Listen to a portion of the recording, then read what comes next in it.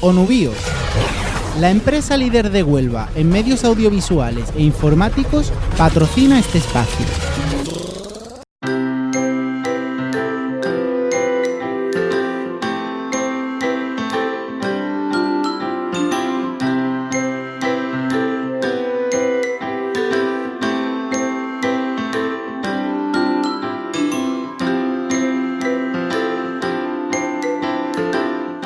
Muy buenas tardes a todas y a todos los que estáis ahora mismo aquí y bueno, también hacemos extensivo a todos los que nos ven a través de la red. Vamos a seguir con la sesión de la tarde del Congreso y en este caso me ha tocado la suerte de presentar no solamente a una gran profesional, sino además a una amiga. Gemma Sánchez Emeterio, os voy a decir algunas palabras de ella. Es licenciada en Geografía y Ordenación del Territorio, es doctora por la Universidad de Castilla-La Mancha, actualmente es profesora de Didáctica de las Ciencias Sociales en la Facultad de Educación de Toledo desde el año 2008 y sus líneas de investigación están centradas especialmente sobre los temas de ecología, didáctica de las ciencias sociales y cooperación al desarrollo. En estos campos ha desarrollado numerosos artículos, todos ellos indexados en revistas de prestigio y numerosos capítulos de libro con más de 10 colaboraciones, junto a la participación, además, de más de 30 congresos científicos. Es socia y voluntaria de la ONG Ongawa, Ingeniería para el Desarrollo Humano, en la que ha sido vocal delegada de Castilla-La Mancha. Además, es coorganizadora de las 7 ediciones del curso de Cooperación al Desarrollo desde la Ingeniería de la UCLM y es profesora del Máster de Cooperación al Desarrollo de la UCM. En su trayectoria ha tenido la suerte de realizar diversos viajes de cooperación a Perú y de forma más específica en el tema que hoy ocupa, concretamente en 3 ocasiones ha participado en programas de educación como responsable invitada en los colegios de campos de refugiados del Sáhara Occidental de Tinduf. Bueno, pues por mi parte creo que todo esto que acabo de comentar es un aval suficiente para reconocer la gran valía de su profesionalidad y su buen hacer en el campo de la cooperación y creo que todo lo que vaya a decir en esta hora o hora y media, no sé si será una hora aproximadamente, de su ponencia, tendrá un significado especial para todos vosotros, no solamente por el gran significado de sus palabras, sino también por su gran valía en el aspecto de la experiencia propia. Así que muchas gracias, Gemma, por participar en este congreso y te cedo la palabra. Yo quería dar las gracias en primer lugar, daros la bienvenida y dar las gracias en primer lugar a los organizadores del Congreso por contar conmigo, al decano especialmente también por contar conmigo para esta charla en concreto, a Felipe por el esfuerzo que ha tenido que hacer porque el decano no ha podido venir por motivos personales y también quería daros las gracias a vosotros por estar aquí, aunque sé que muchos deberíais estar en clase y el profesor ha cedido este tiempo para que estéis aquí. Bueno, como hoy tenemos una fiesta inesperada, al menos para nosotros, tengo que estar aquí pegada porque si no, no se me va a oír bien o no se me va a oír bien en otros campus a lo largo del Congreso. Entonces, bueno, perdonad la postura y que esté así, pero es que si no, el compañero no nos oye. Bueno, yo voy a centrar la charla en educación. Como sabéis, este Congreso trata sobre pobreza e infancia y yo voy a darle un enfoque personal. Este se celebra en una facultad de educación, entonces he querido vincular un poco las características de la pobreza infantil con el hecho del acceso a la educación. Bueno, la conferencia lleva por título Infancia, Educación y Desarrollo. Bueno, esta es una presentación del esquema que voy a seguir a lo largo de aproximadamente una hora. Y en ella voy a comenzar con la introducción de algunos conceptos básicos, algunas definiciones que considero claves en el desarrollo de esta charla. He intentado adaptar el nivel un poco, intentando pensar en 2 tipos de público, uno más profesional en estadística y vosotros que estáis mucho más vinculados a educación. Entonces he intentado hacer una charla en la que conjugar estos 2 aspectos y vamos a ver si es posible. Después de esta introducción, vamos a hablar un poco de pobreza infantil. Vamos a poner en contexto general qué es la pobreza infantil y cuál es la situación de la pobreza infantil tanto en España como en el mundo. Después, el tercer punto va a tratar sobre los derechos de la infancia y especialmente voy a centrarme en el derecho que nos ocupa en esta Facultad de Educación, que es precisamente el derecho a la educación. Después vamos a ver si este derecho a la educación, tanto a nivel global como a nivel nacional, es un derecho que se cumple, si efectivamente por el hecho de tener derecho a la escolarización reconocido como tal, como derecho humano, se está cumpliendo. Y por último, como os decía, voy a intentar vincular la educación con la pobreza también como forma de desarrollo. No se concibe o no puedo concebir una cosa sin concebir la otra. Bueno, en primer lugar, la definición de infancia. Normalmente confundimos infancia con infantil, puesto que la infancia es un proceso o se suele definir como un periodo de tiempo que abarca desde el nacimiento hasta los 18 años de edad. Es hasta los 18 años de edad. Pero no solo, obviamente, podemos definir la infancia como un periodo de tiempo, sino que durante ese periodo de tiempo tiene que haber cierta calidad de vida. Para poder definir la infancia, tenemos que completar que durante esos 18 años los niños tienen que estar escolarizados, tienen que estar seguros y tienen que contar con afecto para efectivamente tener un desarrollo de vida pleno, un desarrollo de vida de calidad. Eso sí sería una definición completa de infancia, de lo que debería ser infancia. Otro de los conceptos clave que vamos a manejar a lo largo de la charla es la definición de pobreza. Y si definir infancia a veces resulta complicado, definir pobreza no resulta menos complejo aún. Y es que la definición de pobreza tiene muchas variables, dependiendo de cuáles sean los umbrales o la zona donde vayamos a trabajar o incluso los datos de los que dispongamos. Y existen muchos tipos de pobreza, pero yo he cogido unos del informe del INE sobre pobreza y medición, en el que se habla de pobreza absoluta y pobreza relativa. Entendiendo como pobreza absoluta una situación en la cual no están cubiertas necesidades básicas de carencias de bienes y servicios básicos en alimentación, en vivienda y en vestido. Y entendemos el concepto de pobreza relativa como aquella situación comparada con el resto. Es una situación de desventaja frente al entorno social.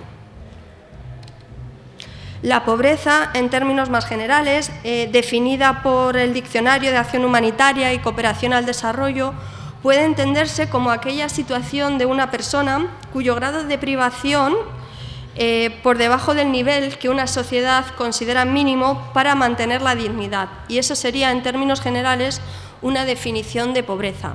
Pero puesto que vamos a hablar de pobreza infantil y de que tiene unas características especiales, vamos a definir también el concepto de pobreza infantil. Este concepto lo he tomado del informe mundial del informe sobre el Estado Mundial de la Infancia que realizó UNICEF en el año 2005.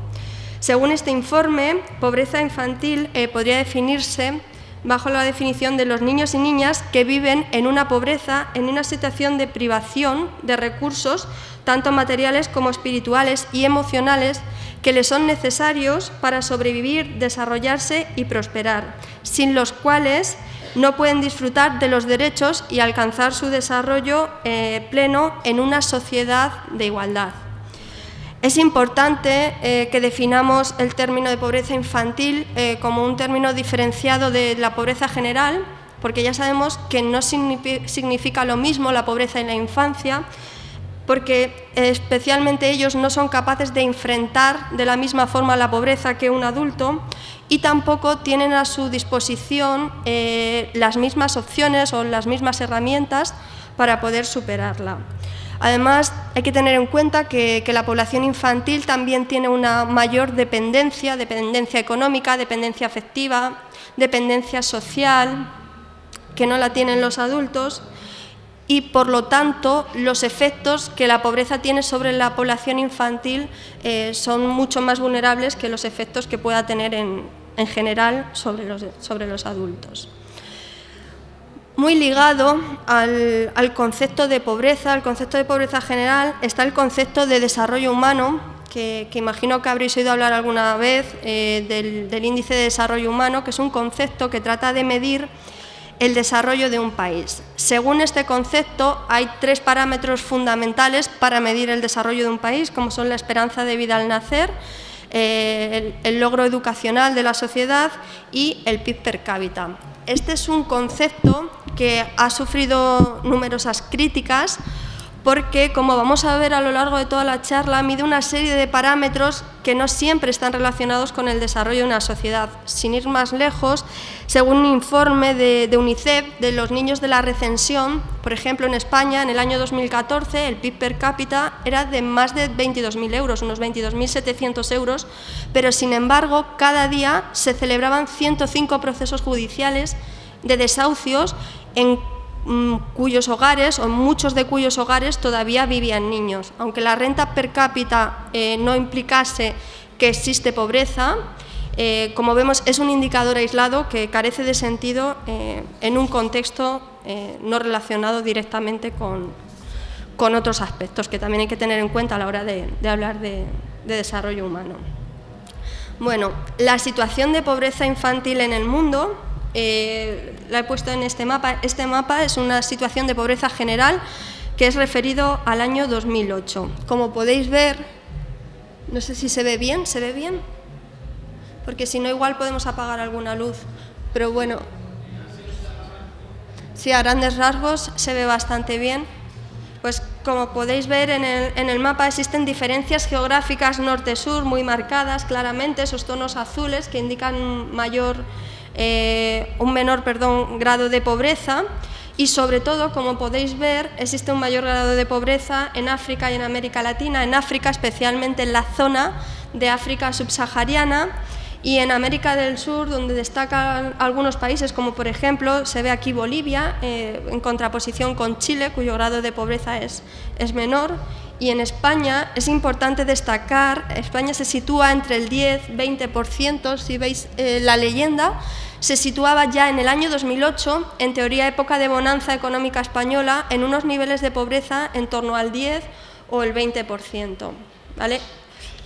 Bueno, concretamente, respecto a la pobreza infantil, como no podía ser de otra forma, puesto que está muy vinculada, pues el mapa es muy parecido. Se nota sobre todo la franja de África subsahariana como núcleo de pobreza, India también, hay determinadas zonas de África, América Latina tampoco está bien, está ahí situada más o menos en el medio.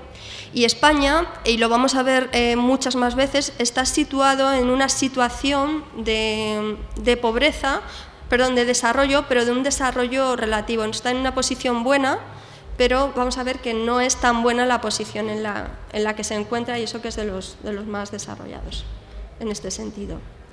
Bueno, me ha parecido destacable cuando estaba trabajando en la presentación esta viñeta de Dickens sobre el abandono de los niños y la escolarización del siglo XIX aplicada a la situación de España, porque muchas veces pensamos, y no solo que lo pensemos, sino que así nos hacen pensarlo, que España es un país que está muy desarrollado y, sin embargo, todavía queda muchísimo por hacer, como vamos a ver.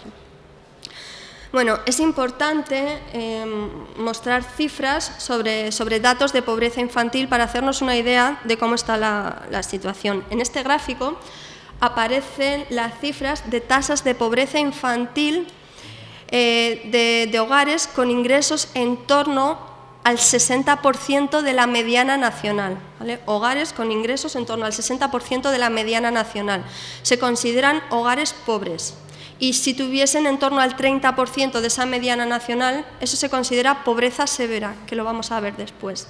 Estos son simplemente hogares de personas pobres. Es importante destacar con este umbral, insisto, de renta del 60%, que en el año 2011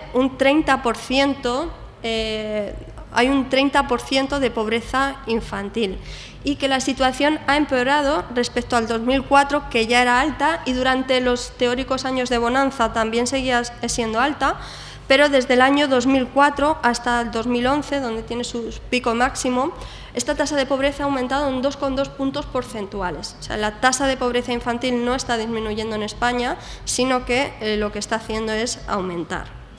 Es preocupante y existen muchos informes en este sentido porque hay algunas personas, concretamente yo lo he leído de directores y gerentes de servicios sociales, de un informe que hicieron en el año 2015, que empiezan a pensar que estas cifras, y también debido a la evolución que están siguiendo y sobre todo a las medidas que se están tomando, lejos de ser unos problemas puntuales, se están convirtiendo en problemas coyunturales o en unos problemas, estructurales. Y ellos tienen una serie de justificaciones por los que dicen que estos datos se están convirtiendo en estructurales, como son la precariedad laboral, un sistema fiscal regresivo y el desmontaje de políticas sociales, que son las que están haciendo, como podéis ver en la columna de intensidad y severidad, que esta situación se agrave. Aunque la evolución parezca muy lenta, si veis desde la crisis económica aproximadamente, desde el 2009 hasta la actualidad, tanto la intensidad como la severidad, especialmente la intensidad de la pobreza, que es la brecha que hace que esa desigualdad entre los que más tienen y los que menos tienen sea inalcanzable, medido sobre todo por ese parámetro de intensidad, se está agravando.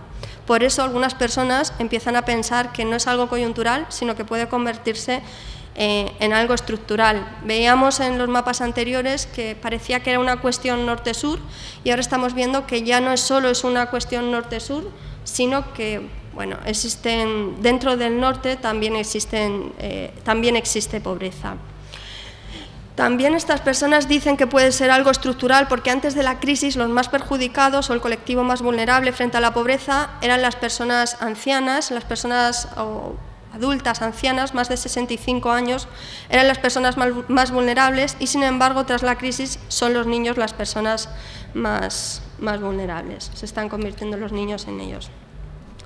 Si atendemos a distintos umbrales de pobreza, del 30 al 70%, vemos distintas tasas de pobreza infantil. Y en el umbral más extremo tendríamos casi un 36% de la población en riesgo de pobreza, o definido, que se pudiese definir como pobreza. Y como pobreza extrema, que hemos dicho que era el umbral del 30%, hay casi un 10% de la población. ¿Cómo se traduce esto materialmente? Bueno, esto se puede ver en el gráfico del porcentaje del conjunto de población, por un lado, y de población infantil más concretamente, que sufre algún tipo de carencia referida a consumo, alguna dimensión básica de consumo. Por ejemplo, llama la atención que entre el 2 y el 3% de los niños, 2,5 o 3% de los hogares no puedan comprar proteínas cada 2 días, los retrasos de las hipotecas, retrasos en las energías, aún hay personas que no tienen lavadora o teléfono, y según el informe de pobreza y crisis económica, la mitad de las familias con niños no podrían viajar durante el verano fuera de casa, en torno a un 45%, en torno a un 8% no puede permitirse tener un vehículo propio y más o menos también esa cifra, en torno a un 8%, no tiene una temperatura adecuada en casa. Yo creo que es importante, puesto que estamos en una facultad de educación, tener en cuenta qué puede significar esto o cómo puede paliarse un poco desde el contexto educativo, y es la necesidad de los comedores escolares, que han sido tan polémicos especialmente en verano, por el cierre de estos comedores. En verano la pobreza no termina, entonces la continuidad de una comida o de alguna comida en un comedor escolar pues debería estar garantizada de alguna de las formas. Luego también hay algunas personas que hablan de la asignación de recursos a familias, como en otros países, en función del número de hijos y del grado de pobreza. Bueno, es importante también hablar de pobreza en varios términos. Como hemos dicho al principio, no existe un solo indicador que determine qué es pobreza o qué no es pobreza tan directamente, sino que existen varios. Por ejemplo, es importante también ver la pobreza en términos monetarios y la pobreza en términos materiales, es decir, aquellas personas que no tienen dinero, pero más o menos tienen todo lo que necesitan materialmente, o aquellas personas que sí que tienen dinero, pero tienen carencias, y eso es algo que está ocurriendo cada vez más en España. Personas que trabajan están consideradas pobres, a pesar de trabajar.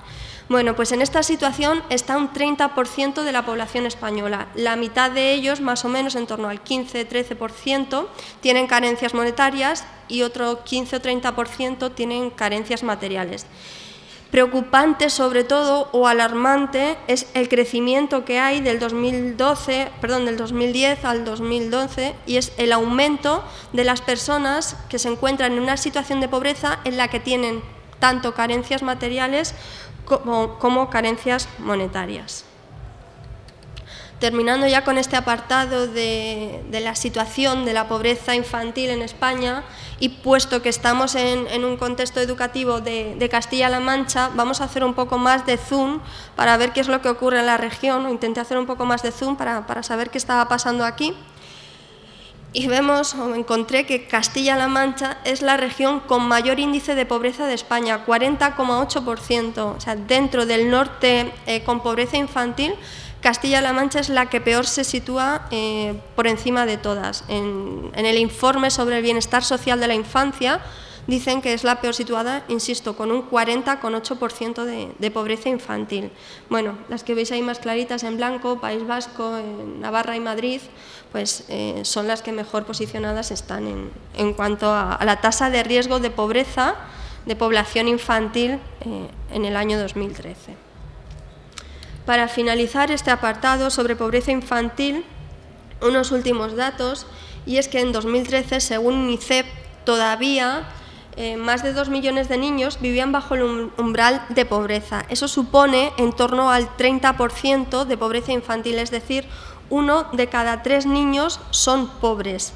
Y la pobreza severa se reduce a la mitad, en torno al 14%, la pobreza severa, la pobreza extrema. Es decir, intentando hacer una analogía, en una manzana de casas o en un bloque de pisos, de cada 10 hogares en un bloque de pisos, 3 son pobres, 3 hogares con niños son pobres. Y si estuviésemos en un bloque de 20 personas, 3, habría allí viviendo 3 familias con niños o 3 niños en pobreza extrema. Daos cuenta que no es difícil encontrar un edificio, o sea que la cantidad de pobreza que existe, incluso extrema, es muy grande, es muy, muy, muy elevada.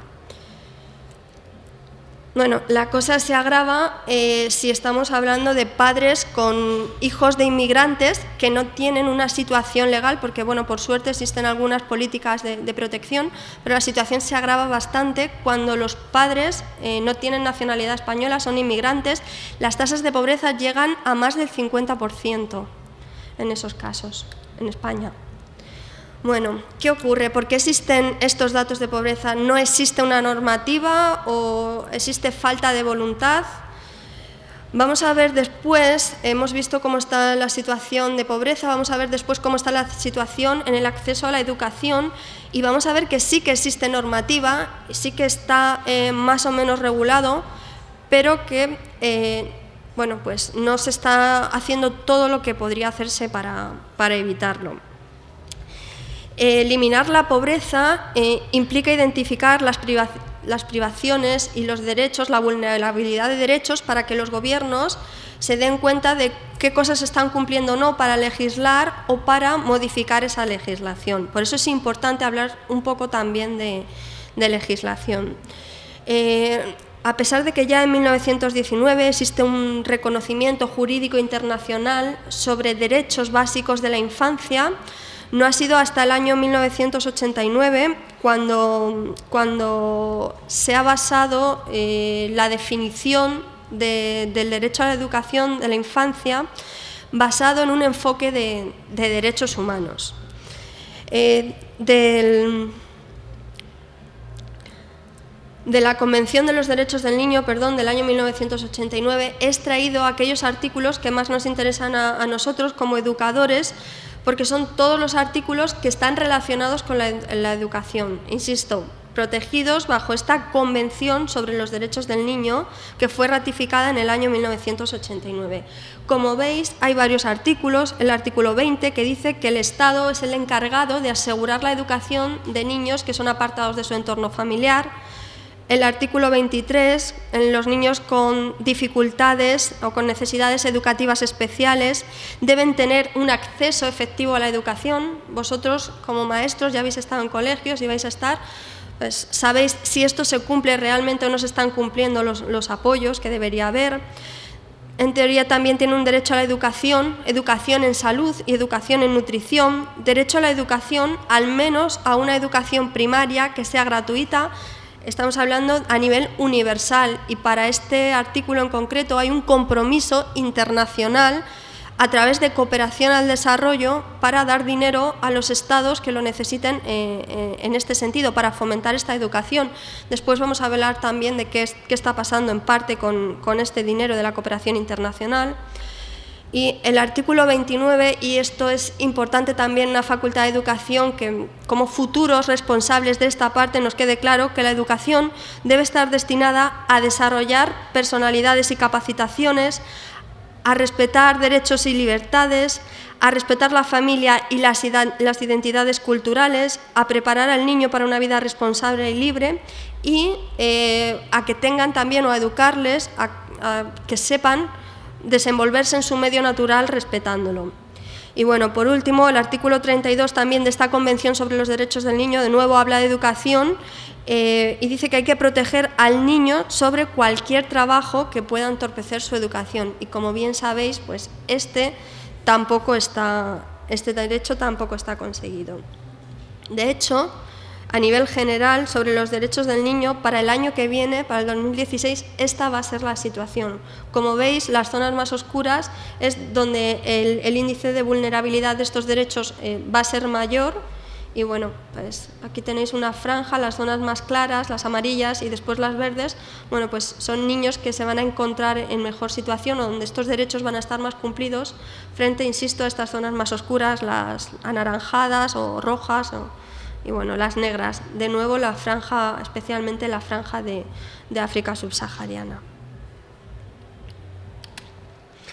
Bueno, además de la convención que acabamos de mencionar, en la que hay muchísimos artículos de educación, porque la educación ya sabemos todos que es bastante importante para el desarrollo, que hemos dicho que es lo que tiene que ocurrir en la etapa de educación infantil, en la etapa de la infancia.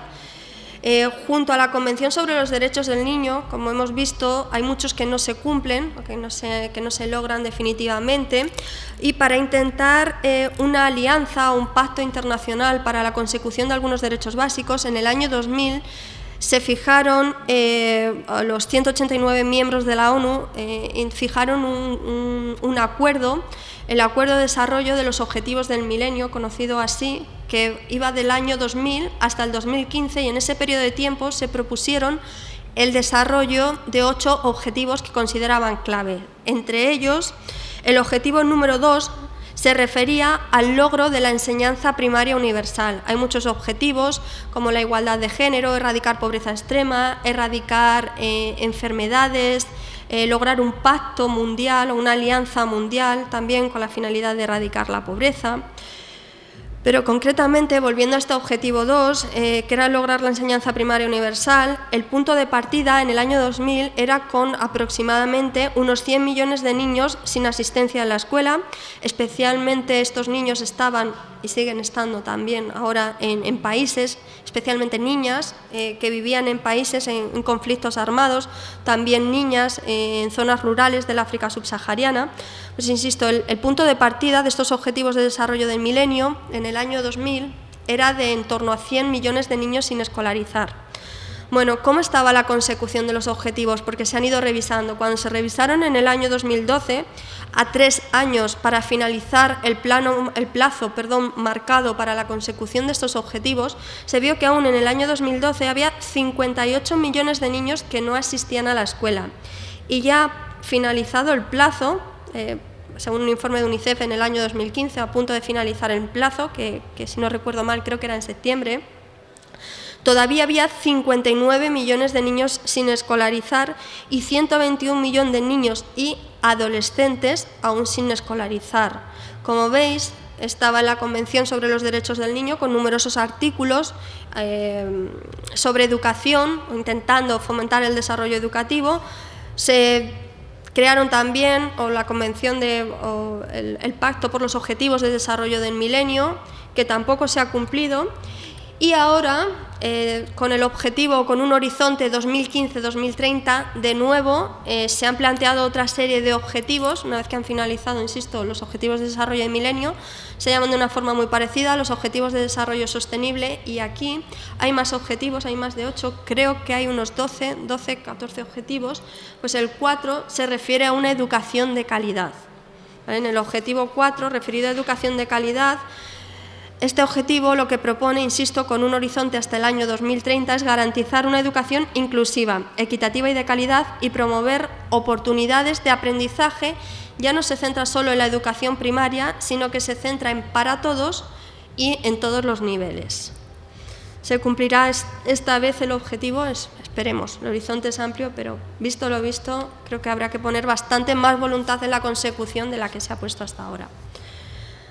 Bueno, una vez visto que existen los derechos, están fijados estos derechos de acceso a la educación, vamos a ver cuál es la situación después de tanto tiempo con la fijación de estos derechos.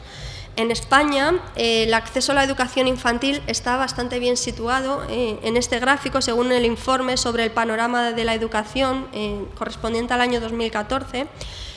Respecto a las tasas de educación infantil o de escolarización infantil, España se encuentra por encima de la media de la Unión de los 21, por encima de los países de la OCDE en cuanto al nivel de escolarización infantil. Y esto puede suponerse como un dato positivo porque aquel país que cuenta con mayores centros de atención temprana, a priori, puede hacer que estas personas o estos cuidadores se incorporen al mercado laboral. Digo a priori porque también habría que tener en cuenta otra serie de factores importantes, como que las personas puedan cuidarse en casa y no sea necesario o absolutamente necesario, en términos de pobreza, tener que acudir al mercado laboral. Pero insisto, la situación de escolarización es favorable en España. Ocurre también lo mismo con la situación de escolarización respecto a la etapa de educación secundaria. España se encuentra también por encima de la media de los países de la OCDE. Y bueno, he destacado aquí en este informe también sobre el panorama de la educación en el año 2014, las tasas de educación secundaria de México, las tasas de escolarización, y luego, bueno, pues ya sabemos todos los que nos dedicamos a educación o a temas relacionados que siempre Finlandia pues está bastante bien posicionado en estos temas. Entonces tiene una tasa casi del 100% de la educación secundaria. Esto en España. ¿Qué ocurre en el mundo a nivel global?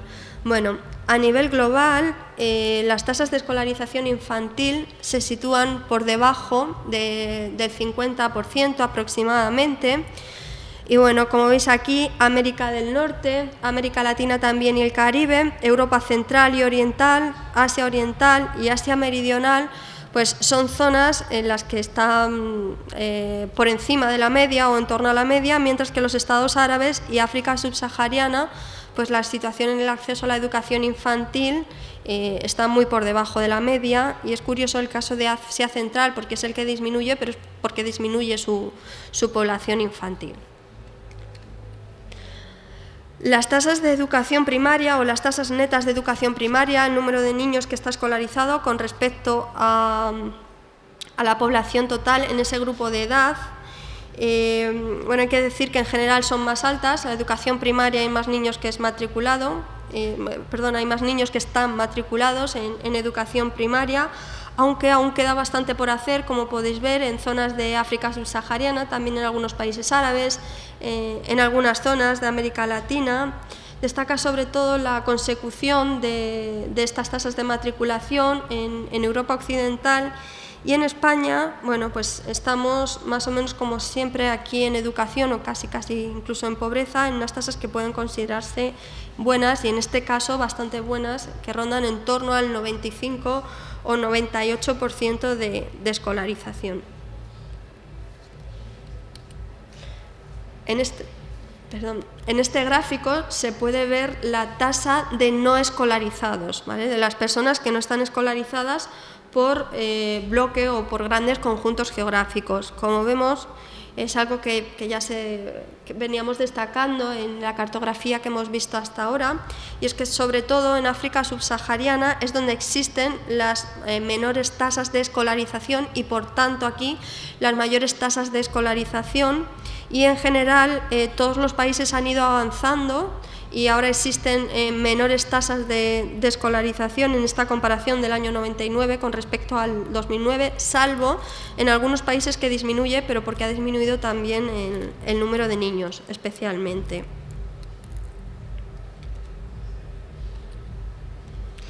La situación en cuanto a la educación secundaria en general a nivel global es una de las más variables.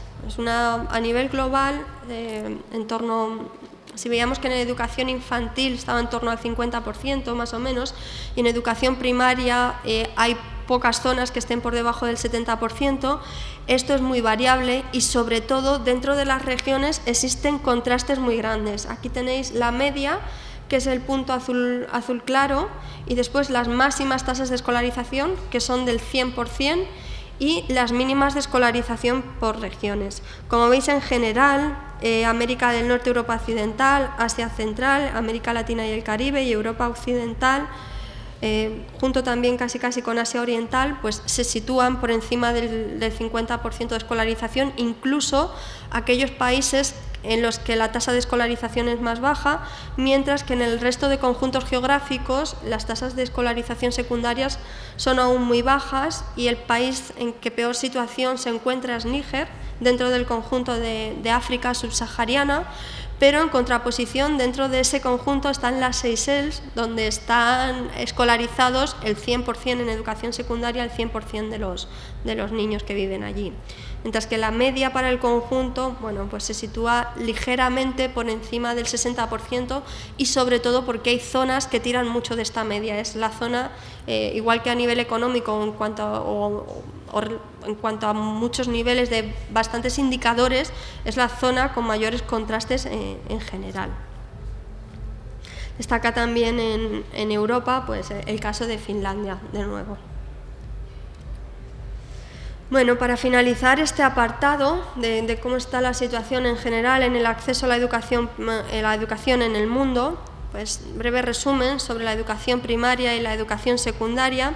Es que en educación primaria todavía hay unos 57 millones de niños que no están escolarizados, y 87 de cada niños completa la educación primaria, ¿vale? 87 de cada niño. Las tasas de escolarización más bajas, de nuevo, corresponden a África subsahariana, donde solo va a la escuela aproximadamente el 65% de los niños, y hay al menos 250 millones de niños, y esto es más grave tal vez que el hecho de ir o no ir a la escuela directamente. Hay 250 millones de niños que no saben leer, ni escribir, ni contar bien, con todas las implicaciones que en su desarrollo social el día a día puede suponerles.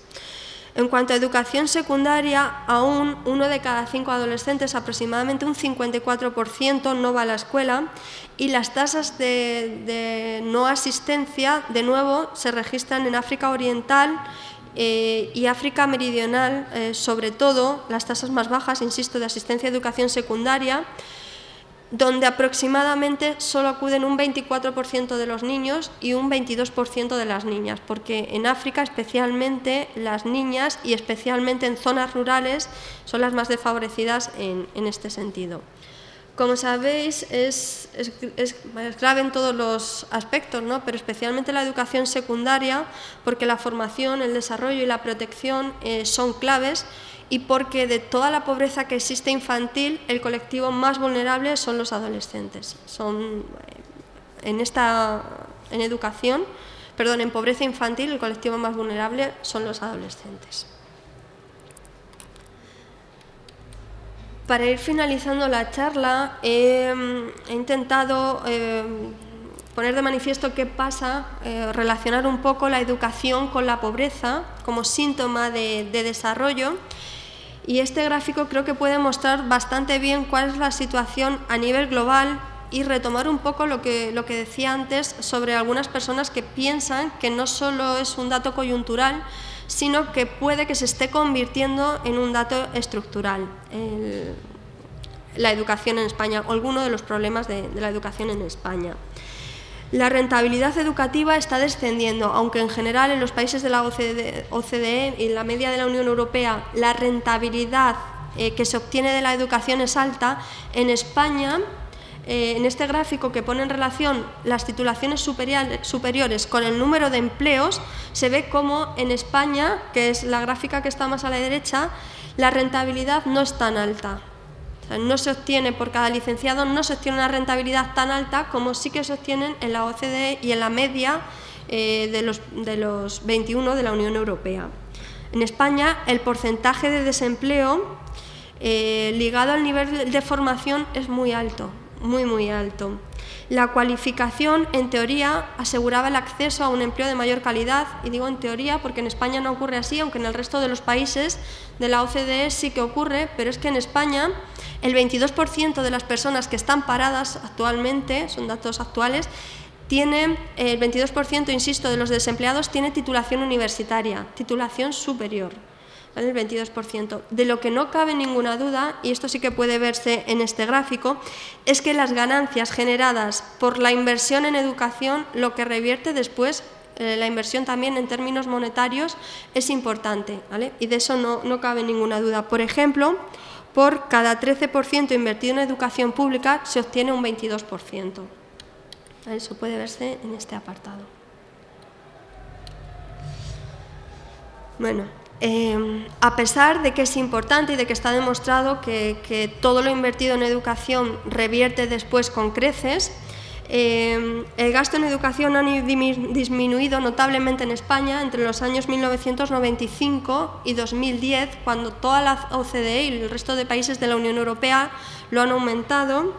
En España este gasto con respecto al PIB ha disminuido. Como veis aquí en la gráfica, ha pasado de un 3,8 a un 3,3. Insisto, somos uno de los pocos países que ha disminuido su Producto Interior Bruto en el dinero que destina de su PIB a educación. Bueno, esto no ha repercutido muy directamente en la ratio de alumno por profesor, que no es de las más altas, al contrario de lo que siempre solemos pensar en las facultades de educación. En España esta ratio no es de las más altas de los países de la OCDE, sino que al contrario, parece que según los informes la ratio no está tan mal posicionada, pero lo que sí que está bastante más mal posicionado, o donde estamos bastante mal posicionados, es en el número de horas que invertimos en nuestro trabajo. ¿Vale? Puede verse aquí cómo en España se invierten bastante más horas, o los docentes dedicamos bastante más horas de trabajo a nuestra labor que en otros países. Estamos muy por encima de los países de la OCDE en este sentido. Bueno, además, si hablamos de pobreza, también no solo en términos de educación, sino de bienestar social, el dinero que se ha dedicado a políticas sociales, entre las que se encuentra educación, ha disminuido bastante entre el año 2010 y el 2013. Solo en bienestar social se han recortado más de 880 millones de euros, lo cual ha supuesto en el presupuesto del año 2014 un recorte del 36%, insisto, solo en servicios sociales, en los presupuestos generales del Estado, en España. Pero si en España se ha recortado, no ha sido distinto en el resto de los países del mundo. Hemos leído antes que, según el artículo 28 de la Convención de los Derechos del Niño, uno de los objetivos fijados era garantizar la educación primaria universal, y para ello los países tendrían que cooperar con ayudas de educación para el desarrollo, y estas ayudas han disminuido desde el año 2011, como veis, han disminuido bastante, un 7% en concreto con respecto al año anterior. Han aumentado desde que se empezó a medir la ayuda destinada a educación, cooperación al desarrollo, y sin embargo, a partir del año 2010 esta ayuda ha disminuido. Bueno, hasta ahora hemos visto indicadores sobre cuál es el estado de la pobreza, qué consideran los países que se debe gastar en educación o cómo se está actuando en educación. Y he querido traer también, puesto que este es un congreso de infancia en el que participan muy directamente los niños, he querido traer también una gráfica sobre qué piensan los niños o cuáles son los valores por los que aspiran a ser reconocidos los niños cuando sean adultos. Y para ellos la educación o los conocimientos, no son no son lo más importante de la educación, sino que quedan en un lugar bastante alejados. Para ellos, lo importante es la amabilidad, la personalidad, la familia, las relaciones personales, la simpatía. Hay muchos aspectos que quedan por encima de aquellos contenidos conceptuales, aquellos contenidos que nosotros llamamos conceptuales, y prefieren otros contenidos más, como veis, actitudinales. Ya para finalizar, y aunque hemos dicho que el índice de desarrollo humano no es el más adecuado para medir el estado de desarrollo de un país, sí que es importante tener en cuenta la semejanza de ese indicador, que es de los más utilizados con respecto a la educación, y es cierto que están muy vinculadas la pobreza y la educación. Como veis en este mapa, las zonas que tienen un menor IDH, un menor índice de desarrollo humano, aquellas zonas más anaranjadas, coinciden con aquellas zonas donde hay un menor número de escolarizados en educación secundaria.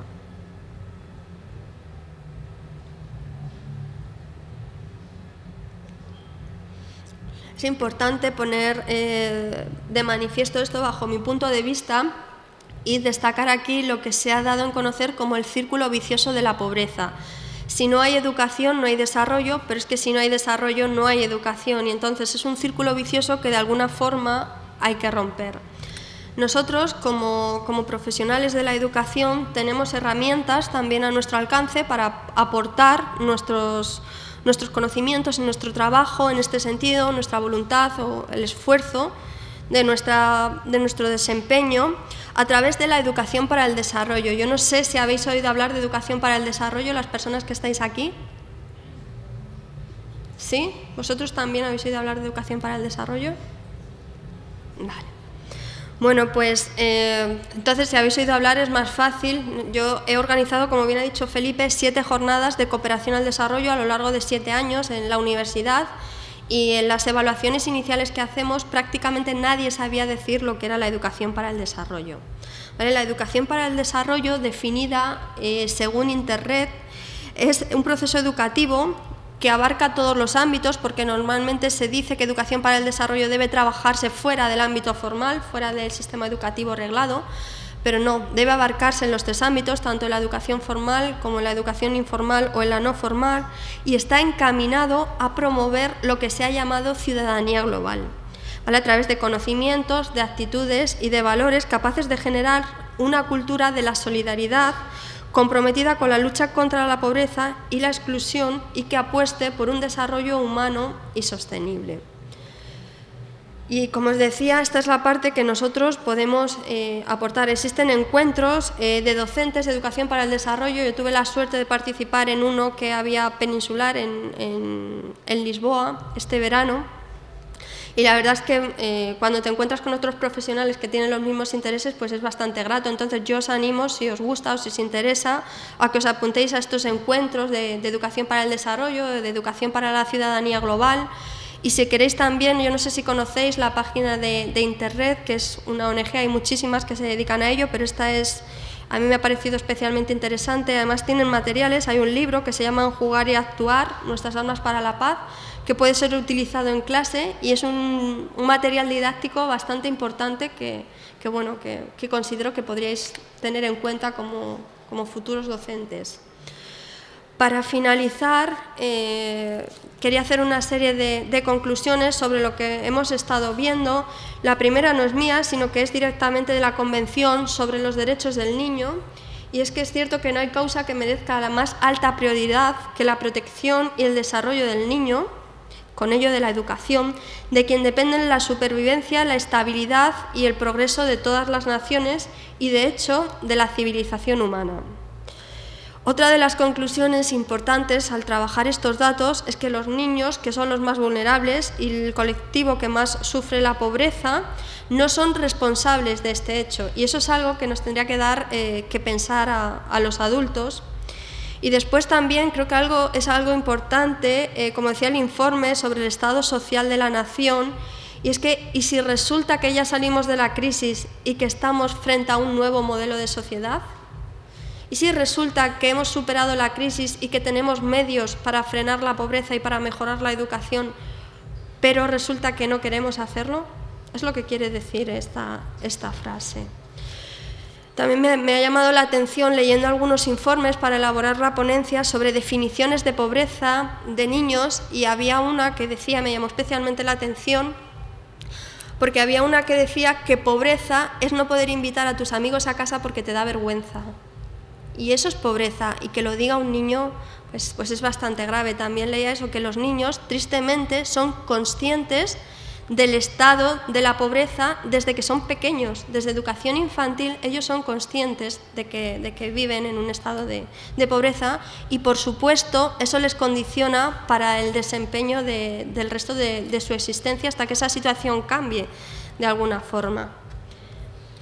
Y así, para finalizar del todo, me gustaría finalizar con una frase de un autor que me gusta especialmente. Es un premio Nobel de Economía, Amartya Sen. Yo no sé si lo conocen, yo lo conocí en el año 2010, no por el libro de la idea de la justicia, que es de donde he sacado este párrafo, sino por un libro que se llama Desarrollo y Libertad, que yo no lo conocía hasta el año 2010, pero que lo publicó bastante antes. Y esta frase de Amartya Sen, con la que quería terminar, dice que lo que nos mueve, con razón suficiente, no es la percepción de que el mundo no es justo del todo, lo cual pocos esperamos, sino que hay injusticias claramente remediables en nuestro entorno que quisiéramos suprimir. Muchas gracias por su atención.